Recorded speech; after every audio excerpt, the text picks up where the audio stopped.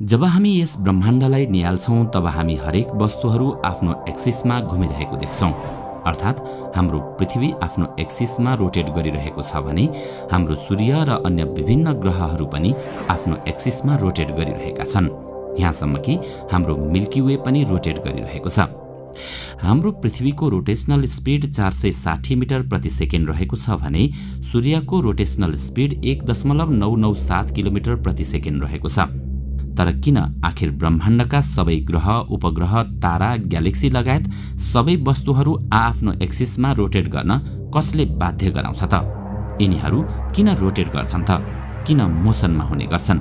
दर्शकवृन्द, आउनुहोस् आजको यस श्रृङ्खलामा हामी आखिर किन अन्तरिक्षमा सबै वस्तुहरू घुम्ने गर्छन् यसैको बारेमा चर्चा गर्नेछौँ। पूरै अवधारणालाई सहजै बुझ्नका लागि हामीले सुरुमा हाम्रो सोलर सिस्टमका अब्जेक्टहरू रोटेट हुनुको कारणबारे जान्नुपर्ने हुन्छ। अब हामी त्यहाँ पुग्नुपर्ने हुन्छ जतिबेला हाम्रो सोलर सिस्टम नै बनेको थिएन, अर्थात् आजभन्दा करिब 450 करोड वर्ष पहिले। त्यतिबेला हाम्रो सोलर सिस्टमको ठाउँमा इन्टरस्टेलर डस्ट र ग्यासका विशालकाय बादलहरू थिए। यो बादल पनि आफ्नो एक्सिसमा धेरथोर घुमिरहेको थियो, जसको कारण यी क्लाउडहरूमा रहेको म्याटर कन्स्ट्यान्ट मोसन गरिरहेको थियो र यो रोटेसन ती सबैद्वारा जेनेरेट गरिएको ग्राभिटीका कारण भइरहेको थियो। अर्को कारण त्यो बादल मिल्की वेको सेन्टर स्याजिटेरियस ए ब्ल्याक होलको चारैतिर घुमिरहेको थियो। यहाँ इन्टरस्टेलर डस्ट तथा ग्यासको क्लाउडको रोटेसनलाई हामी एङ्गुलर मुभमेन्टको रूपमा व्याख्या गर्न सक्दछौँ। एङ्गुलर मुभमेन्ट कुनै पनि रोटेटिङ बडीको त्यो प्रपर्टी हुन्छ जहाँ हामी मोमेन्ट अफ इनर्सिया एङ्गुलर भेलोसिटीमा मल्टिप्लाई गरेर निकाल्न सक्छौँ। अब यहाँ हामीलाई दुईवटा टर्महरू प्राप्त हुन्छ, एङ्गुलर भेलोसिटी र मोमेन्ट अफ इनर्सिया। आउनुहोस् अब यी दुईको बारेमा जान्ने प्रयास गरौँ। उदाहरणका लागि हामीले यस ग्यास क्लाउडबाट कुनै एक अब्जेक्टलाई लिएका छौँ र यो अब्जेक्ट आफ्नो सेन्टरतिर रिभल्भ गरिरहेको छ। यसरी घुमिरहेको समयमा यसको एक निश्चित गति रहेको हुन्छ। एक रोटेटिङ बडीको यही स्पिडलाई हामी एङ्गुलर भेलोसिटी भन्दछौँ। लिनियर मोसनमा तपाईँले इनर्सियाको बारेमा अवश्य पढेको हुनुपर्छ। यो कुनै पनि बडीको त्यो टेन्डेन्सी हो जसले आफ्नो पोजिसनलाई मेन्टेन राख्न चाहन्छ। अर्थात् यदि ऊ रेस्टमा छ भने त्यो रेस्टमै रहनेछ र मोसनमा छ भने त्यो आफ्नो मोसनलाई लगातार कन्टिन्यू गरिरहनेछ। ठिक त्यस्तै अवस्था तब बन्छ जब एक बडीले रोटेशनल मोसन गरिरहेको हुन्छ। यस क्रममा त्यो बडी आफ्नो एङ्गुलर भेलोसिटीमा कुनै पनि चेन्जलाई रेजिस्ट गर्दै एक टर्क लगाउनेछ, जसको कारण त्यसले आफ्नो पोजिसनलाई स्टेबल राखिरहेको हुन्छ। टर्क भन्नाले एक रोटेटिङ बडीमा लाग्ने अर्थात् त्यसले लगाउने फोर्स अर्थात् बल हो। ल अफ कन्जर्भेसन अफ मोमेन्टमका अनुसार यदि कुनै पनि बडीमा एक्सटर्नल टर्क लाग्दैन भने त्यो आफ्नो एङ्गुलर मुभमेन्टलाई कन्जर्भ राख्नेछ, अर्थात् त्यो निरन्तर सोही गतिमा घुमिरहनेछ। याद राख्नुहोस् कि जबसम्म त्यहाँ एक्सटर्नल टर्क लाग्दैन तबसम्म मात्रै यस्तो हुनेछ। आजभन्दा करिब 450 करोड वर्ष पहिले यी विशालकाय ग्यास क्लाउडको आसपास कुनै सुपरनोभा एक्सप्लोजन या कुनै एक्सटर्नल फ्याक्टरका कारण एक शक्तिशाली वेभ उत्पन्न भएको थियो, जसका कारण यसको सबै म्याटर एक आपसमा कोल्याप्स हुँदै थियो। उदाहरणका लागि तपाईँले पुल गेमको बारेमा अवश्य सुनेको हुनुपर्छ भने कतिपयले त खेलेको पनि हुनुपर्छ। यसमा जब तपाईँ एक बललाई हिट गर्नुहुनेछ तब त्यो अर्को बलसँग टक्राउँछ भने यहाँ दुईवटा अवस्था सृजना हुन्छन्। पहिलो अवस्था त्यो टक्कर लागेको बल सिधै प्वालतिर जानेछ भने अर्को अवस्थामा दुवै बलहरू आफ्नै एक्सिसमा रोटेशनल मोसन गर्न थाल्दछन्। यस्तो तब हुन्छ जब पहिले बल सिधै दोस्रो बलको सेन्टरमा ठोकिँदैन।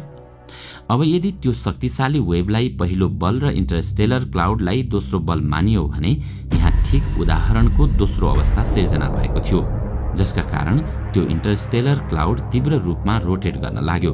यो रोटेसन एन्टी क्लकवाइज थियो। यस कोलिजनका कारण इन्टरस्टेलर क्लाउड ससाना खण्डमा टुक्रिए। यसै कारण टोटल एङ्गुलर मुभमेन्ट पनि ससाना भागहरूमा विभाजन हुन पुगे।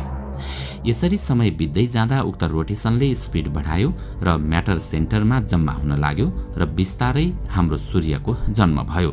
यस क्रममा यस सूर्यको चारैतिर एक्रिसन डिस्क बन्यो, जहाँ त्यो इन्टरस्टेलर डस्ट र ग्याजेटको बचेको केही म्याटर पनि धेर थोर मात्रामा थियो। यही बचेको म्याटरबाट विभिन्न प्लानेट तथा अन्य खगोलीय पिण्डहरू बने।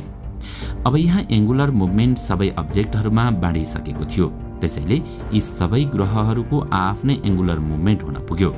अब यस एंगुलर मुभमेन्टलाई इफेक्ट गर्नका लागि कुनै एक्सटर्नल फोर्स नै छैन, त्यसैले हरेक अब्जेक्टहरू आफ्नो एंगुलर मुभमेन्टलाई कन्जर्भ गर्नका लागि निरन्तर घुमिरहेका छन्। यहाँ तपाईको जानकारीका लागि बताउन चाहन्छौं कि यस एंगुलर मुभमेन्टको डिस्ट्रिब्युसन कसरी भयो भन्ने विषयमा वैज्ञानिकहरू पनि यकिनका साथ भन्न सकिरहेका छैनन्। आजसम्म पनि वैज्ञानिक यस विषयमा अन्योलमै छन्। हाम्रो सोलर सिस्टमका हरेक अब्जेक्टहरू एन्टी क्लकवाइज डाइरेक्सनमै रोटेट गरिरहेका छन्। यहाँ भेनस तथा युरेनसका फरक रोटेसन विगतमा भएको कुनै कोलिजनका कारण हुन पुगेको विज्ञान जगतको दाबी छ। आजको सोलर सिस्टममा हामीले एक अर्को चीज पनि देख्न सक्छौं, जुन यसको सेप हो। यो एक फ्ल्याट डिस्क जस्तै छ, जुन यस कुराको प्रमाण हो कि सोलर सिस्टमको निर्माण इन्टरस्टेलर क्लाउड डिस्कको रोटेसनका कारण भएको हो। यस्तै अवस्था हामी मिल्की वे ग्यालेक्सीमा पनि देख्दछौं। यो पनि एक फ्ल्याट डिस्क जस्तै छ, अर्थात् यहाँ पनि कुनै समय इन्टर ग्यालेक्टिक क्लाउड डिस्कको रोटेसन भएको हुनुपर्छ। अब यहाँ पनि अवश्य एक एंगुलर मुभमेन्ट हुनुपर्छ, जुन ससाना भागहरूमा डिस्ट्रिब्युट हुन पुग्यो र सोलर सिस्टम बन्नुभन्दा पहिले नै जो इन्टरस्टेलर क्लाउड थिए तिनीहरू पनि सोही एंगुलर मुभमेन्टलाई कन्जर्भड राख्नका लागि रोटेट गरिरहेका थिए। त्यसैले यस युनिभर्समा रहेका हरेक अब्जेक्ट सिर्फ यस कारण रोटेट गरिरहेका छन् कि तिनीहरू आफ्नो एंगुलर मुभमेन्टलाई कन्जर्भ राख्न चाहन्छन् र आफ्नो रोटेसनमा हुने परिवर्तनलाई रेजिस्ट गर्दछ। यस्तो मानिन्छ कि बिग ब्याङ पश्चात जब यी इन्टरस्टेलर क्लाउड युनिभर्समा डिस्ट्रिब्युट भएका थिए तब यिनीहरूको डेन्सिटी बराबर थिएन। केही क्लाउडको केही बढी डेन्स थियो भने केही क्लाउडको कम डेन्स थिए। यही डिफरेन्सका आधारमा एक सिस्टम बन्यो र आज सबै अब्जेक्टहरू रोटेट भइरहेका छन्। अधिकतम मान्छेहरू यदि पृथ्वी प्रति सेकेन्ड 460 मिटरको गतिमा घुमिरहेको छ भने हामी किन अनुभव गर्दैनौं त भनेर सोच्ने गर्दछन्। तपाईको मनमा पनि यो जिज्ञासा आएको हुनुपर्छ। यो हाम्रो फ्रेम अफ रेफरेन्समा निर्धारित हुन्छ, अर्थात् हामी मुभिङ अर्थात् रोटेटिङ अब्जेक्टलाई कहाँ बसेर हेरिरहेका छौं। यसलाई एउटा उदाहरणबाट बुझ्ने कोसिस गरौं। तपाईले अन्दाज गरेको हुनुपर्छ, यदि हामीले गुडिरहेको बसबाट बाहिर हेर्यौं भने बस गुडेको देख्न सक्दैनौं, तर आसपासको वस्तुहरू मोसन भइरहेको देखिन्छ।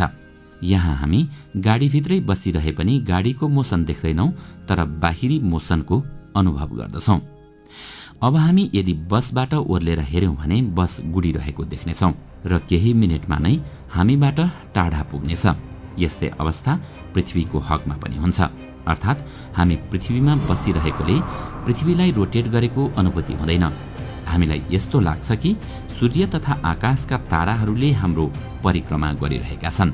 यदि तपाईँ पृथ्वीबाट अन्य ग्रहहरूमा पुगी पृथ्वीको अवलोकन गर्नुभयो भने त्यतिबेला अवश्य नै पृथ्वीको रोटेशनल स्पिड सहजै देख्न सक्नुहुनेछ।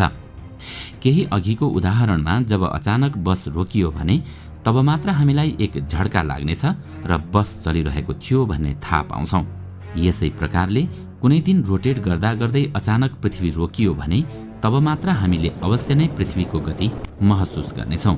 त्यतिबेला हामी पृथ्वीको सतहमा होइन अन्तरिक्षमा उछिटिनेछौं। दर्शकवृन्द, यसलाई अझ राम्रोसँग बुझ्नका लागि हामीले यसभन्दा अगाडि नै के होला पृथ्वी घुम्न रोकियो भने भन्ने जिज्ञासामा एक भिडियो बनाइसकेका छौं, जसको लिंक तल डिस्क्रिप्सनमा रहेको छ, अवश्य हेर्नुहोला।